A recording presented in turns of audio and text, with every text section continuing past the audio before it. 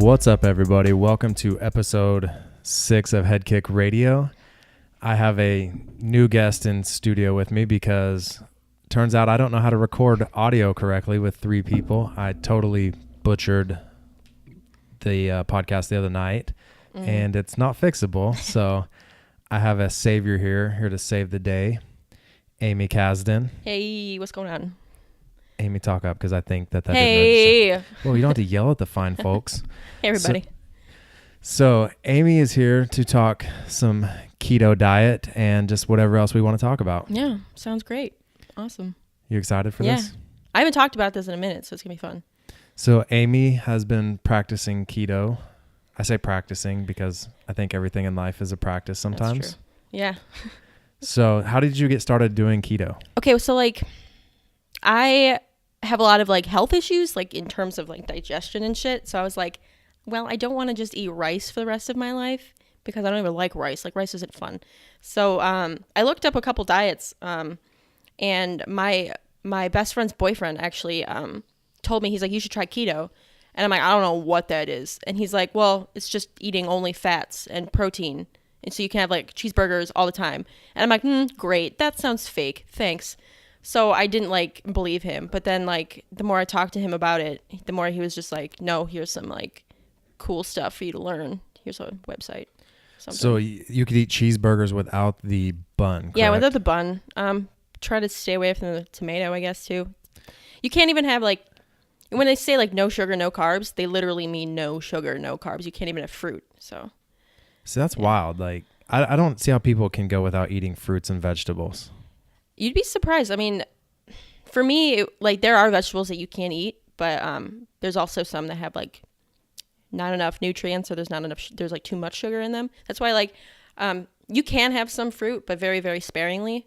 I remember I would have 3 strawberries a day, and then that. Would that throw you out of ketosis? It could, but sometimes you just want some sugar. And it's really funny because when you don't eat a lot of sugar for a long time, when you taste sugar for the first time, your whole body's like, what the hell? What is this? And it's overpowering almost. It's really weird. Is it a bad thing though? When you have sugar, when you've been on the ketosis diet? It's not unpleasant, but it's not everything you've ever wanted, It's kind of just oh, I eat that a lot. I don't really need it. Is it as bad as the keto flu that everybody talks about? No, but that sucks. I mean, I heard from a couple friends. I was doing a bunch of research before I was doing it. And my friend's like, no, you honestly shouldn't ever hit the keto flu. You should know how to curb it. You just have to be taking in the right nutrients. So I got the keto flu for probably under a day. And he gave me some tips. He's like, make sure you have magnesium pills, because those levels get really low. Bouillon or chicken stock, it has a lot of sodium in it to keep your sodium levels up. And then pickles. Honestly, when I was feeling complete shit, when I was doing keto, I was like, I'm going to pass out. I don't know what's wrong. I don't know how to fix this. And I ate a whole pickle, and I'm like, we're good. We're good to go. The pickle saved the day. The pickle saved my life. And then my best friend's also doing it too. And so she's like, I don't feel good. I don't know what to do. I'm like, eat a damn pickle. Yeah, well, and she did. She's like, this works. I'm like, it's wild, isn't it? It's so weird. Explain what keto flu feels like if you've experienced some of it. Okay, so I remember I was doing it pretty strictly, strict keto for a good 3 days, right? Just nothing except the strict keto basis stuff. And I woke up one morning and I'm like, I feel like I'm a noodle. I don't feel like you know how you feel when you're really sick and you're getting over it, and your body's really weak. Yeah. That's kind of how it feels like. And you feel like you can't really stand up, kind of a thing. You just feel really weak and lethargic. So, obviously your body's low on a bunch of nutrients that you're not taking in. When your body's so used to intaking carbs and sugars, and then all of a sudden you just don't eat that anymore, your body's a little confused. So that's So that's when the pickle saves the day. That's when the pickle saved the day. Also drinking bouillon too, chicken stock, chicken broth. Bouillon? Yeah.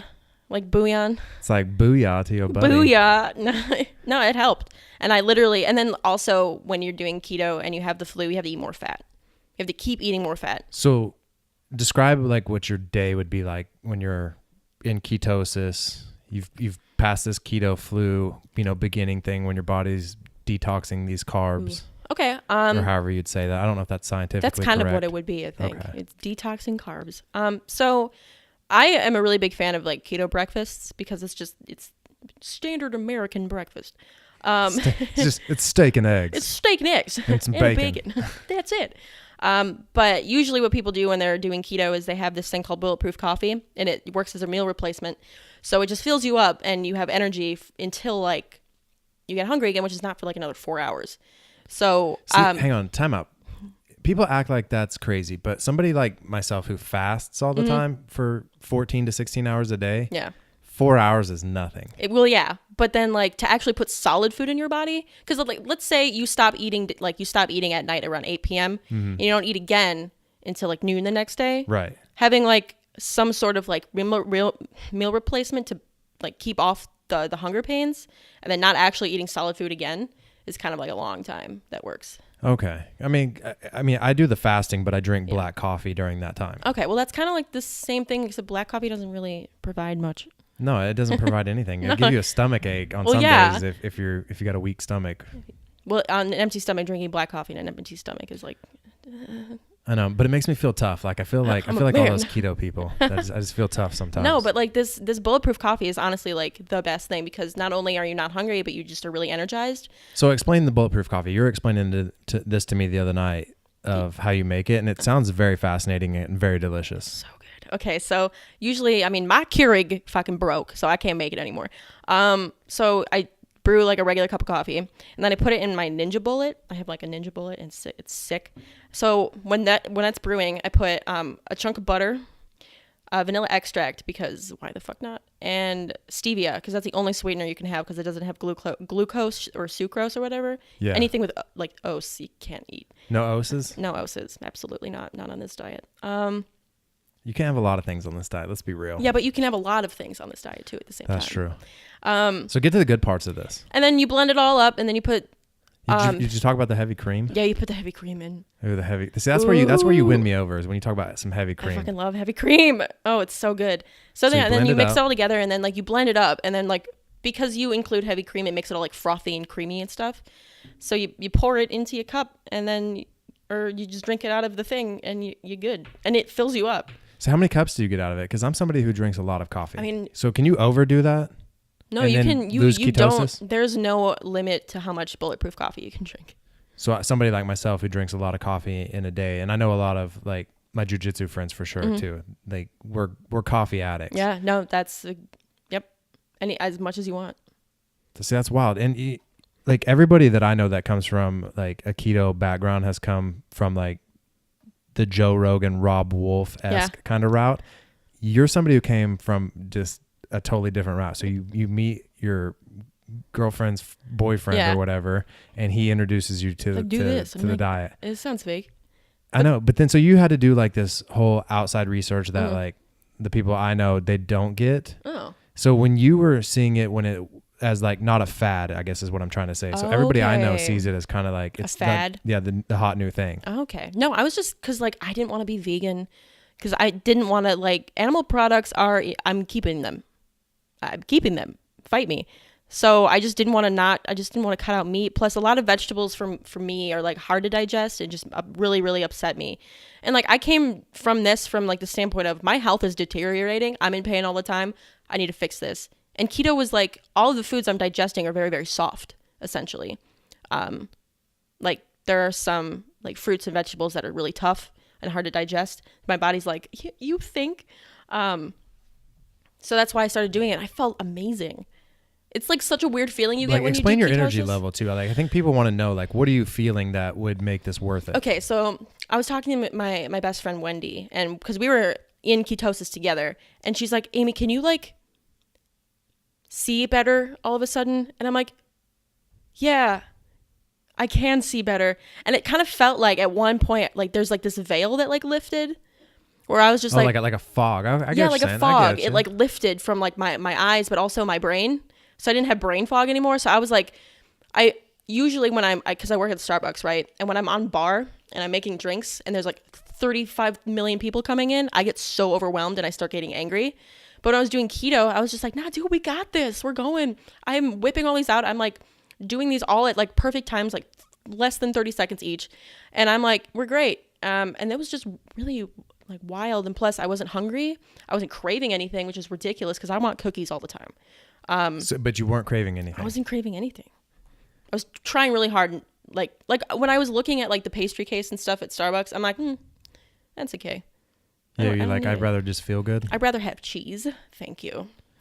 But so you choose cheese over a sweet Danish. Yeah, honestly, at that point when my body was just like, it switched metabolism. So instead of being like, hey, I want carbs and sugars, it didn't have any of that in my body. So it was just like, well, if you're going to keep feeding me fats, you can give me some cheese.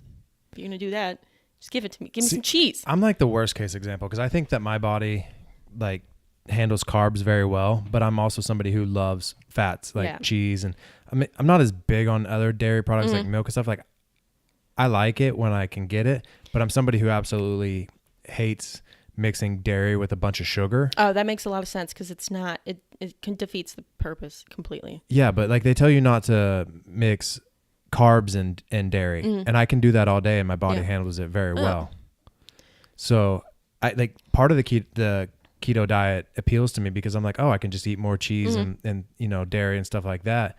But my thing is like I went like a solid 5 days once trying the keto fad diet from everybody talking about it, and I found myself eating like very sweet dairy stuff, and I don't know if that was just, I mean, it was not good on my part for sure, but how do you like keep from doing that? From eating like things that are sweet? Yeah, well, I mean, like sweet dairy, like I'm trying to think of what are like examples of sweet dairy? Like chocolate yogurt? milk.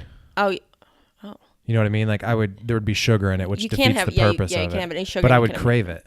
That makes sense though, because your body's going to end up craving something. I craved cheese all the time, but like because you're not putting in all of the stuff that you're used to. So it just doesn't affect you like that? Yeah, I guess not. Like I just did cold turkey. I was like, right, that's it. I had a carb day the day before, so I'm like, eat all the carbs you fucking want now. And then the next day, I was just like, that's it, no more for me. Yeah. And I did it for 2 weeks. So I kind of jumped around there because I wanted to know how you felt after we talked about that delicious bulletproof coffee. So you do that for breakfast. Like, what do you do for lunch? How many times a day are you eating? 2, 3. 2 to 3. Like meals, no snacks. Yeah. So it just depended on like. And I'm a person that snacks a lot, so it's kind of hard. Like sometimes I'll eat when I'm not hungry, and so like sometimes like it's like kind of like oral fixation at this, where I'm just like it's time, it's snack time. I need to put something in my face. And so there's like really not very many, like salami, I guess. Salami that gets really old really fast. Yeah. So can you eat like almonds or anything? Yeah, you can have almonds, macadamia. No, not macadamia. Walnuts. Walnuts. Okay. So just there's only a few nuts you can have. Like everything in high fat. Avocado. You can make guacamole. That shit's awesome. See, I could eat guacamole all day, but then my thing is I want chips with it, and that's a no-no. Jicama. See, you're telling me about this. This stuff, I don't know. It doesn't even sound real. Jicama? It's okay. It's like, also, you have to eat those sparingly too, because they do have a lot of carbs in them. Like a whole one has like 30 carbs. And that's a lot. That's like over your carb intake that you should be having for the day. And it's like, it looks like a potato, but then you peel this stuff away, and then it has like kind of like the consistency of an apple. Yeah. But when you bite into it, it's like oniony, but it's really juicy. And it's like on keto, the problem you're going to have is finding things that are crunchy. That doesn't exist. See, I'm a texture guy, so I have to find something to satisfy my texture taste buds, I guess. What texture do you not like? Like hummus, like that weird. Oh, okay, that makes sense. But I like guacamole. But okay, I don't I don't like things that are like corny, like that grainy? Are mushy. Grainy or something. Yeah, okay. That makes sense. It's just the thing is like when you eat snacks, you want like a crunch. You want to feel like satisfied with that. And then like on keto, all you're eating is like meats and cheese, and you don't really get that. So with like when I had jicama, I was like, this is a godsend. Yeah. Because it crunches and it's juicy. And then also. So you'd have that with guacamole for lunch? That'd be like a lunch. That was a good lunch. And then like also for breakfast, I make eggs, bacon, avocado, or eggs and bacon. And then that's basically just enough anyway. And then I'm good to go until like almost the end of my shift at work. And then I'm like, I'm hungry. So I have like a string cheese. And then I go home and I'm always trying new recipes when I'm doing keto. So one of my favorite recipes I've done was, I have a very large weakness to carbonara. I am obsessed with it and I want to bathe in it. So it's really hard because, that's so carby. Yeah. So when I found a keto recipe for carbonara, and it's the same thing, but you just replace the noodles with zucchini noodles. And I'm like, that's it? I can eat all of this now? So I had made it like every other day for like a while. So is it one of those things that you just kind of start with like a staple of like something you're just going to eat over and over for a little bit? Yeah. It kind of gets old, but then that's why there's like so many recipes online. There's like Pinterest recipes. There's always things that you can find. So it's not like you're like, I'm stuck. What do I do? I'll eat cardboard. I don't know. So you're only in trouble if you just fail to do the research. Basically, you have to want it. You have to want to feel better. But what about like if you're going to travel, or if you're on the go, if you have a busy work day or a bunch of meetings or something, and you can't be at your workstation or wherever you are to eat your lunch, wherever you would normally eat your lunch? That's actually really hard because me and my friend discovered that keto is definitely not a grab and go diet.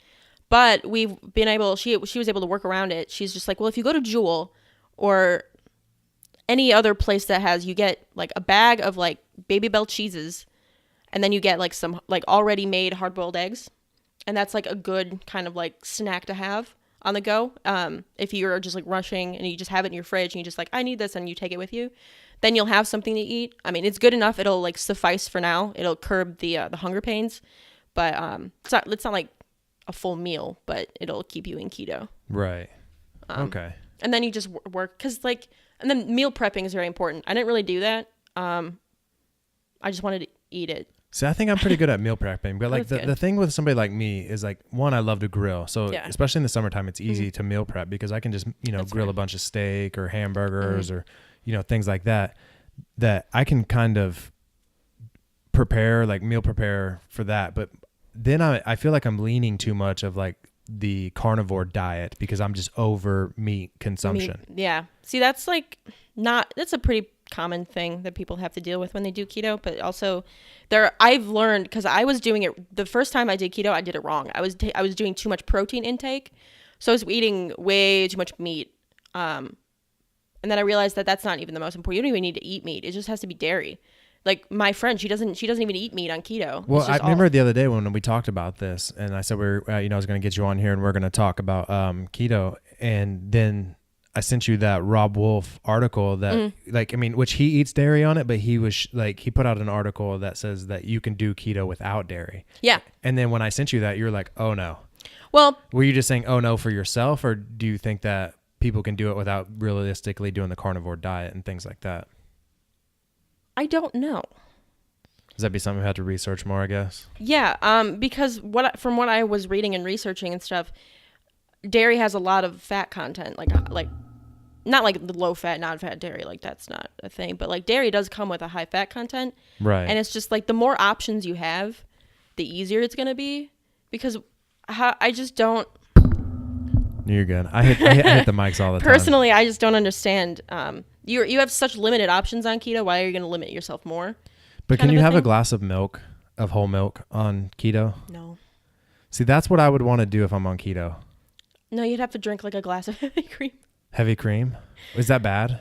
It's not good. It doesn't taste good at all. It doesn't? No. But if you put it in your coffee, it tastes delicious. Yeah. So talk about like MCT. I think we bypassed that for the coffee. So I put that in my bulletproof coffee too. Sometimes I put it in like the shakes I make. Sometimes I make like meal replacement shakes if they're very easy to make. They're good. It's basically just pure fat. You just put into your thing and it ups your ketones. So you go through ketosis a lot faster. See, when I was in the beginning, I was just putting like MCT oil in like everything, and it like kicked me into keto like really, really fast. And it also helps you stay in keto. So all it is just it's odorless. It's just a liquid. You don't taste it at all. They tell you not to like fry with it because it has like a very low smoke point. Yeah. So I used to just squirt it straight in my mouth. That with hemp oil as well. Whatever works for you. I put it in my coffee, but it doesn't taste like anything. Have you made the mistake that I know I have and a few of my friends have? You like put way too much in? Or you just maybe you had a big squirt in your mouth and you forgot that you had one 30 minutes later and you're like, oh man, I got to get this in today because it's part of my morning routine. And then you have coffee on top of that and you get like 2 big old doses of it. And we all know what happens after that. I think. Yeah, we do. Oh yeah. You visiting the bathroom. Yeah, like 85 times. Yeah. Have you done that? No, because I did research not to do that. Oh, so it's definitely a rookie mistake on my part then. Okay, I just assumed everybody. Because it said on the label, it's like, don't use too much. It might cause stomach upset. And I'm like, oh, don't want that. So I just use like in my coffee, I just do under a tablespoon. And then when I'm having like, let's say a shake, then I'll put like another squirt in there, but not a lot. Also, I found out that if you put MCT oil in cold things, it like turns solid. It does? It's gross. Ew. Yeah. And I like put it in like an iced coffee I had at Starbucks. And I was like, It ruined the coffee? Can't drink this. It's gross. Yeah. It happened to Wendy too. So it was funny. She's like, drink it fast, I guess. You're going to put it in something cold. Just chug it. Just chug it. We got to get that MCT down. It's funny. I didn't know that, but learned the hard way. So you see better, like no mental fog, your body feels like good. Like what's your energy level like when you're just running through the day? So you know me, I sleep a lot. That's true. Like I sleep a lot. So when I was doing keto, sleeping so much better. Full night's rest, fantastic REM sleep. And I was waking up so well rested, and it was only like, usually, okay, to be honest, I'm sleeping like 10, 11 hours a night. And I was sleeping like 7.5, and I'm like, let's do this. And I remember I had to open one day at work, so I had to be at work at like 5:30 in the morning. And I like went to bed at midnight, and I woke up, I'm like, all right. You're just good. I'm ready. You just had the energy levels to go. I was just ready to go. Do you think it's because your like endocrine system wasn't like spiking? Yeah, because it's supposed to, it was supposed to like keep your insulin levels at a regular like pace. So like when you eat sugar and stuff, it goes up. Like your blood sugar goes up. But since you're not eating any of that, it's at a very, very stable level. So there's no like spikes. So there's no crashing. There's no like sugar rushes or whatever. So it's like your body's just like hanging out in like limbo almost. But before you started the diet, like was your eating like on a schedule? Because my eating's been on a schedule for most of my 20s, I would say, based on like when the allotted window you'd have to eat lunch. And it kind of has in my new career, that I'm doing now while I'm going to school and stuff, it's kind of stayed the same. So I get those hunger pangs every time, like in between, like around noon. Yeah. So when you are in ketosis, do those go away? Like I've heard people say they go away, but after only playing with it for 5 days, I never made it that far. It's funny. On keto, because you're able to curb hunger really easily because you stay full for longer. But when you are hungry, you're fucking hungry. You're like, if I don't eat, I'm gonna die right now.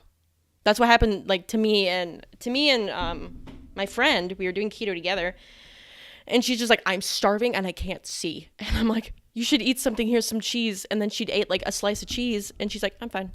But like when you're hungry, you're gonna die type hunger. So, but you're talking about like not being as hungry for as long. Yeah. You're fuller longer. Do you find yourself fasting?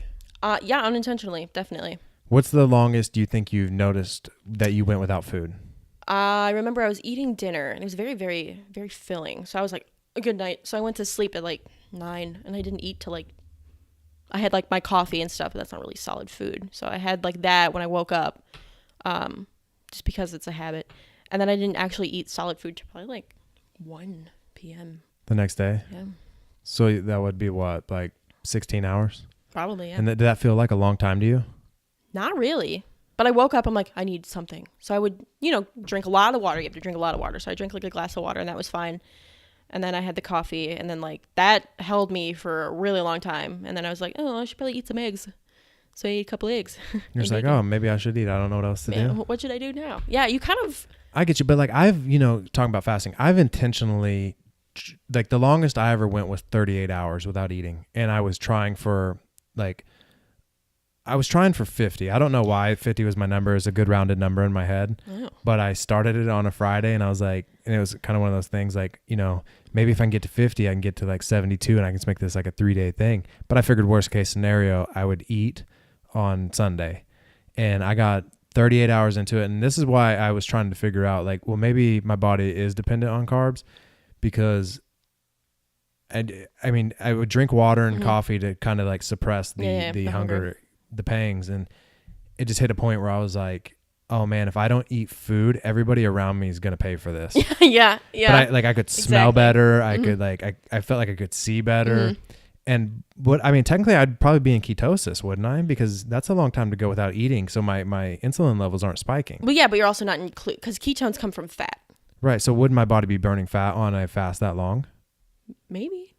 That probably would have been the time to try to jump into the keto diet. Yeah, honestly. But I remember when I tried it for those 5 days that literally by the 5th day, I was feeling sick, but I was in denial. I was like, oh no, this is not happening to me. I'm like, I had my MCT oil, and I didn't know about the pickle thing. Like if you say it works, and like then the magnesium too. Like I didn't know like supplementing that. So do you take vitamins when you do it? Yeah. I take vitamins anyway. But apparently when you do keto and you get the flu, your magnesium levels get really low.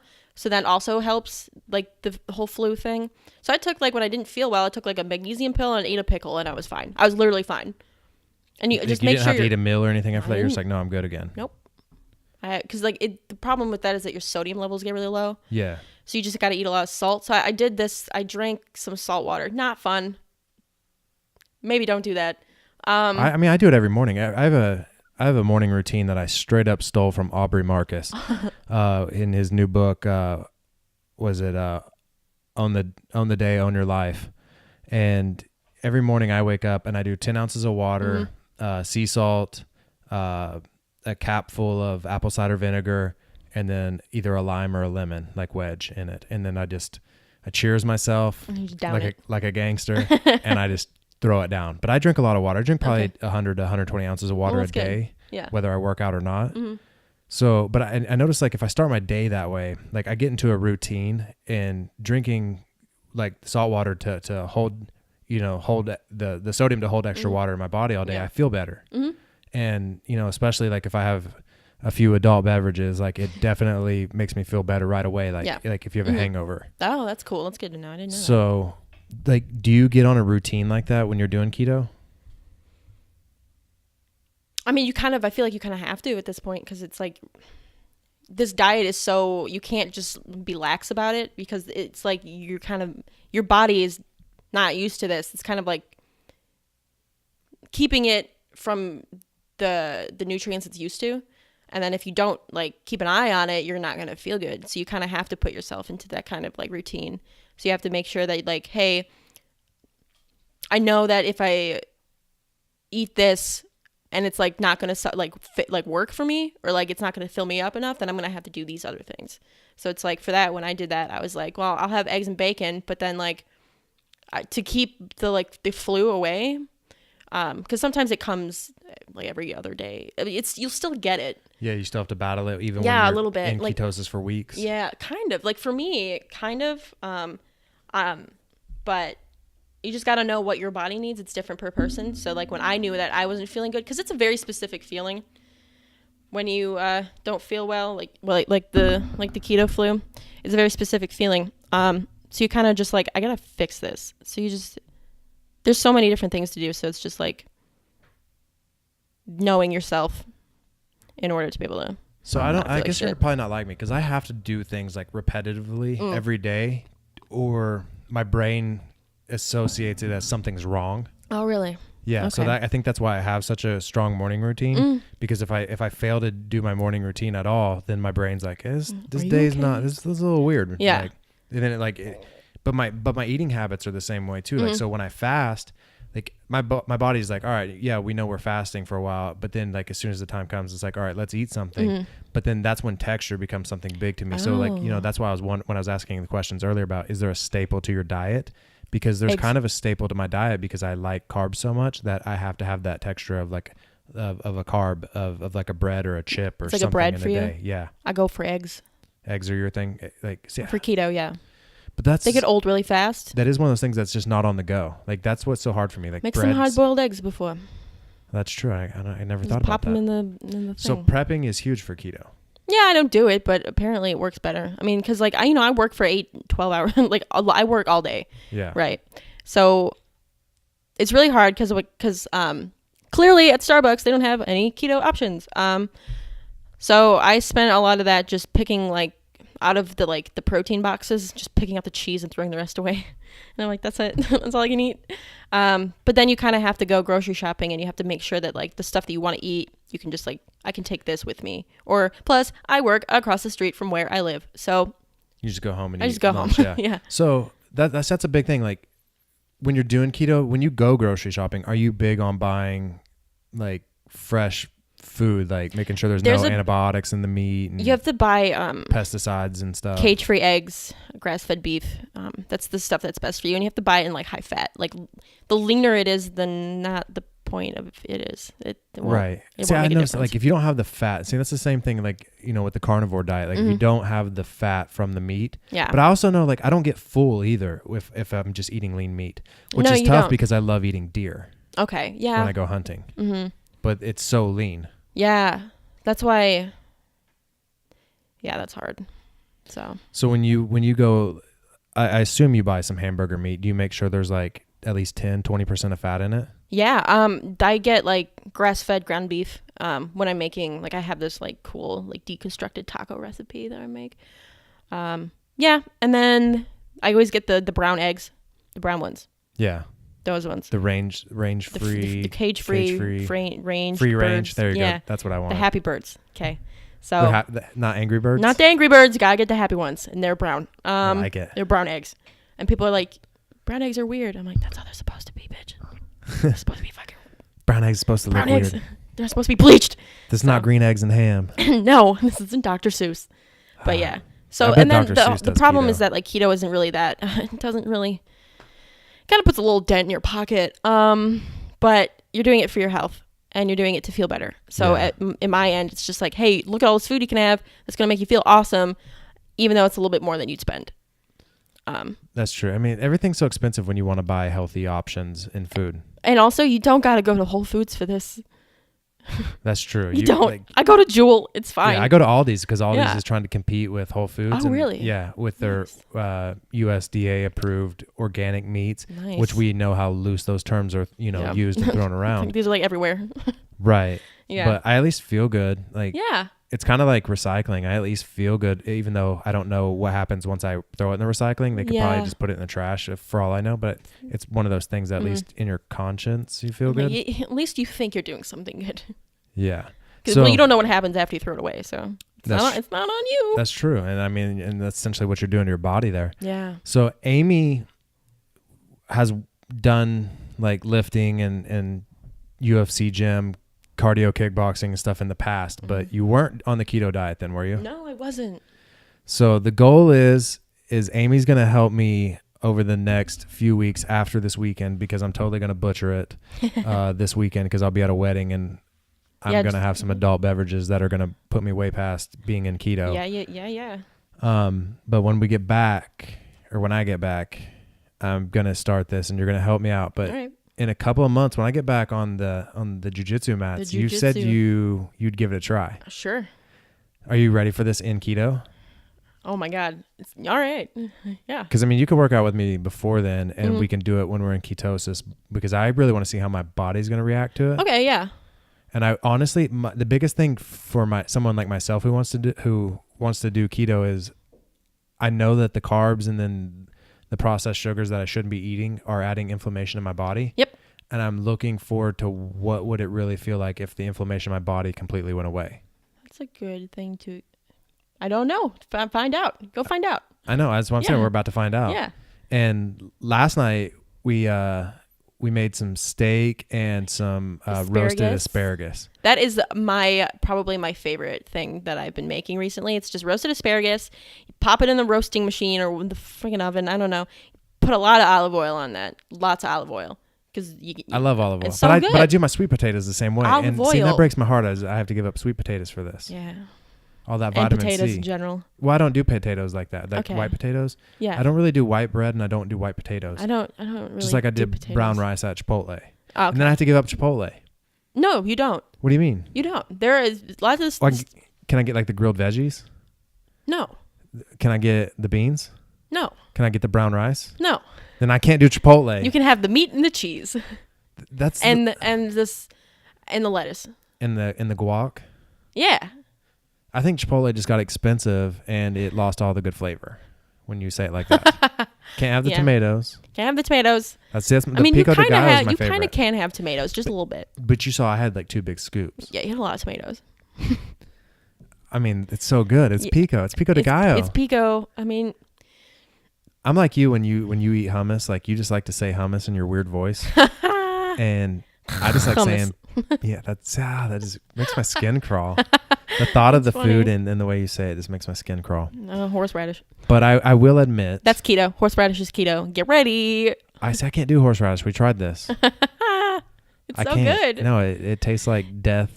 It tastes like death just licks you in the face. Yeah, it's good. I don't know about that. You can also have chopped liver. I would do chopped liver unless my mom's making it. Mom, I hope you're listening to this because your liver and onions as a kid, it would scare away the neighborhood.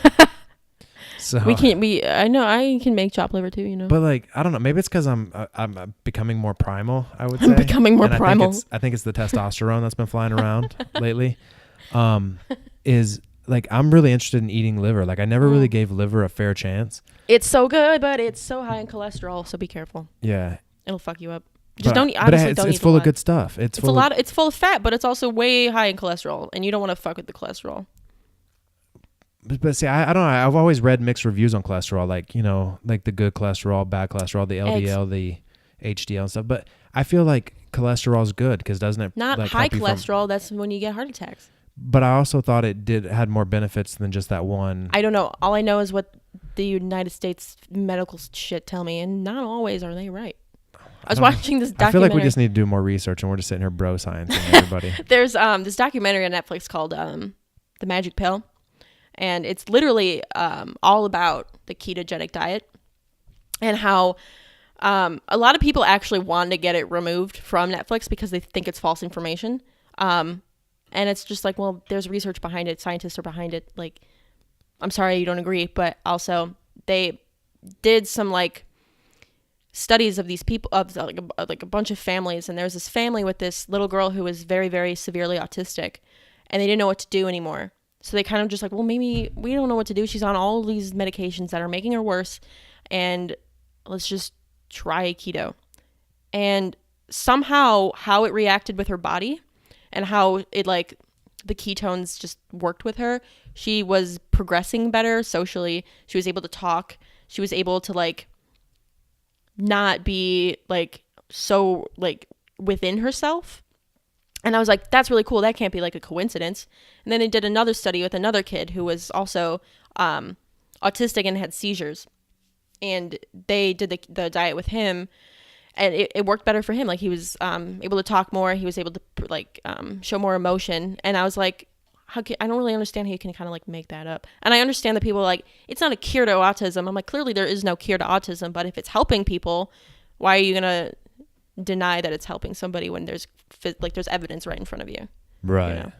No, that makes sense. And seeing, you know, I'm a big believer in like things like CBD for, you know, a lot of people. And I'm somebody who takes it, you know, especially for my back and things like that. And it's really helped with anxiety too. And that's why I also want to, like, I'm super interested in getting into keto and, you know, having you on and talking about this, because every time we talk about it off air, like I get more fascinated with the idea of it, like the no inflammation, combining it with CBD, and just trying to live, you know, totally optimized. I would like to call it. Optimized. So we're about to give this thing a good run. So everybody hearing this is going to get a report back from me, and then you're definitely going to hear Aimee again on a future podcast, because when she gets to working out with me, or hopefully I can talk her into doing jujitsu and things like that, that we're going to talk about what the ketogenic diet's doing, you know, for performance. And then we're going to obviously talk about when we break it and how we feel after that. And everybody knows that, like, I do my research, but then I also do things like half-ass a little bit. And yeah, so we're going to hear about myself going through these these keto flus here. Oh, they're great. And I might even do a podcast on one. So if I'm just like yelling at people, just like don't feel good. Yeah, I don't feel good. Just give me a hug. Yeah. Get away from me. Don't hug me. Don't touch me. Wait. Yes. So normally I would ask for you to recommend a book, but we're going to do that next time because I just want to first apologize to Justin and Eddie. Justin was supposed to be back this week. He had last week off, and we recorded an hour-long podcast it was really good. And I want to thank Justin and Eddie for donating their time for myself to make my first big podcasting mistake and recording them on the same track when I should have done something a little bit different. And in hindsight, now I see that. And I didn't have the headphones in to hear Eddie's vocal echoes. But for everybody that missed that podcast, I just want you to know it was pure gold, first and foremost. And we're going to have Eddie back on. Eddie has a podcast I want to shout out. It's called Neighborhood Guys. So go give him a listen. He's got a couple of his buddies, and they just tell jokes and have a good time. And he's a really good guy. I met him working in sports television, and Eddie will be back on. So shout out Eddie. I think his Twitter and Instagram account, I don't know if he has Instagram, but his Twitter account is Eddie Barstool. So go give him a follow, and then we'll get him back on here. And of course, we'll have the lovely Miss Aimee Casden, and I'm going to give her a nickname later. So people call me Ames, by the way. Yeah. We'll never call you that on this podcast, all right, but whatever. I make the rules. Okay. I'm a dictator here. I'm just kidding. This is a dictatorship. This is episode 6 of Head Kick Radio. Thank you guys for listening. Justin's not here, so I'll say it for him. We out.